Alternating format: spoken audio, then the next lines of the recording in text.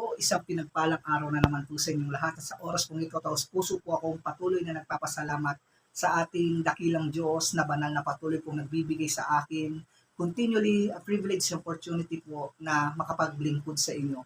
Patuloy pong makapagbahagi sa inyo ng kanyang mga mensahe, salita ng ating Panginoon na patuloy pong magiging patnubay at gabay natin sa ating mga buhay. Inside salita po ng ating Panginoon na patuloy pong magbibigay ng sapat na kaalaman patungkol sa kanyang kalooban, mensahe at salita po ng ating Panginoon na patuloy pong magbibigay ng desire at katatagan sa ating pananalig at pananampalataya sa Kanya. Muli po sa pamumuno ng Banal na Espiritu sa ngalan po ng ating Panginoong Yesus, nais ko po muling magbahagi sa inyo ng kanyang mensaheng entitled, The True Meaning of Born Again. Ayan po. Sa mensaheng ito, nais iparating sa atin ng ating Panginoong Diyos ang tunay na kahulugan at kahalagahan ng tinatawag nating salitang born again.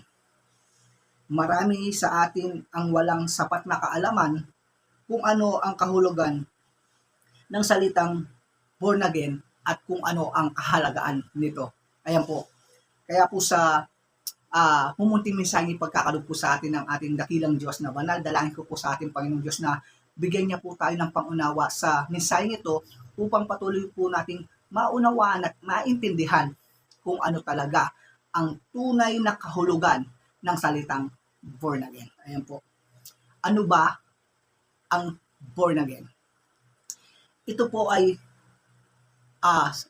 pagpapanumbalik muli natin sa ating Panginoong Diyos o pagpapanumbalik po ng ating relasyon muli sa ating Panginoong Diyos sapagkat tayo pong mga tao, sanlinika ng Diyos dito sa mundo ay sa ating pagmulat, sa ating pagsilang sa mundong ito hanggang sa tayo ay nagkakaroon ng tamang kaisipan, ay tayo po ay nawawalay sa Diyos. Sa anong pamamagitan? Sa pamamagitan po ng mga kasalanan. Ayan po, ang kasalanan po na nagagawa natin, ito po ang mga bagay na naglalayo at nakapaghihiwalay sa atin sa relasyon natin sa Diyos.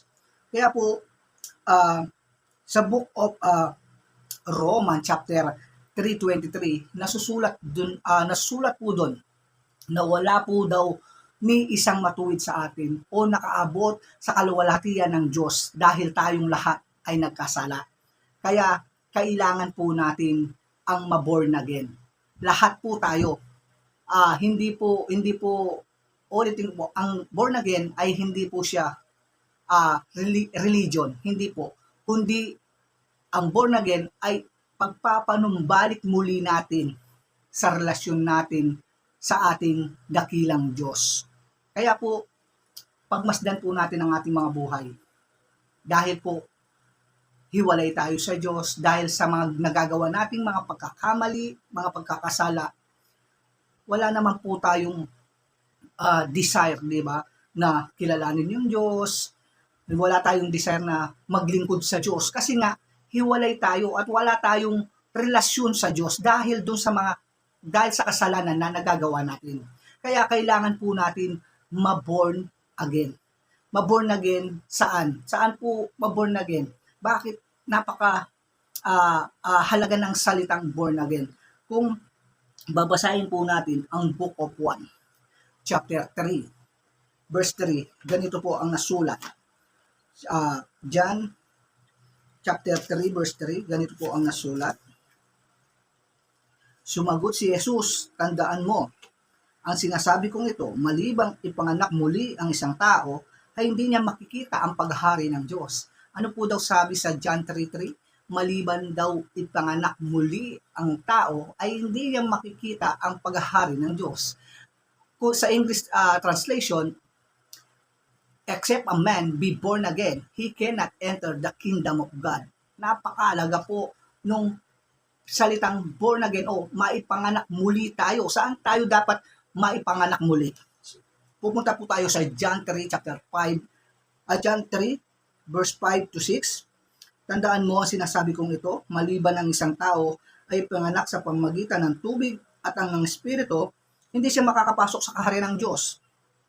Ang taong ipinanganak sa laman ay laman at ang pinanganak sa espiritu ay espiritu. Ayan po, kailangan po tayo na muling maipanganak ang ating espiritu.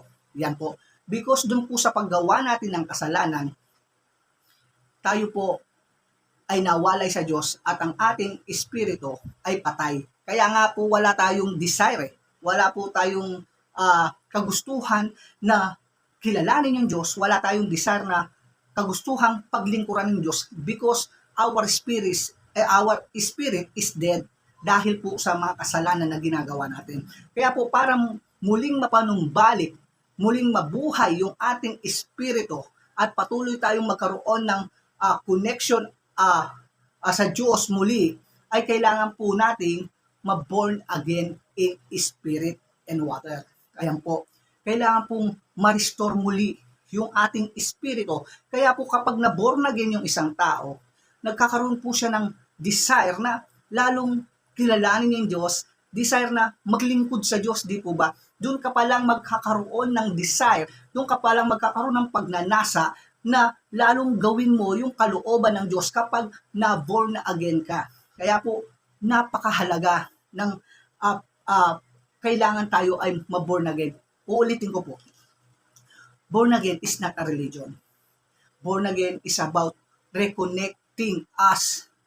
Muli tayo sa Diyos. Ma-reconnect muli tayo sa Diyos at patuloy na ma-restore o mabuhay muli ang ating espiritu. Yan po yung kahalagan ng born again. Ano man pong sinatawag nating religion ka, tandaan mo, kailangan mong ma-born again. Kailangan mong ma-born again. Yan po yung katotohanan. Kaya kung babasahin po natin yung Bible, di ba, maliban daw na ma-born again muli ang isang tao, ay hindi niya makikita ang kaharian ng Diyos. O madaling salita, hindi po tayo makakakilala sa Diyos, hindi po tayo magkakaroon ng buhay na walang hanggan. Yan po yung sinasabi po sa John 3. Kaya po, sa mga taong nakikinig ngayon, nawa ay bigyan po tayo ng pangunawa ng Diyos sa mensaheng ito. Napakahalaga po. Tandaan po natin, ang buhay natin dito ay laging nakasaling sa Diyos. Kaya kung hindi po tayo makakarinig ng ganitong mensahe, akala natin magiging common na lang yung mga salitang born again. Minsan pinagtatawanan pa po, di ba? Yung salitang born again. Pero ang katotohanan, ang salitang born again ay napakahalagang bagay na dapat na mangyari sa ating buhay.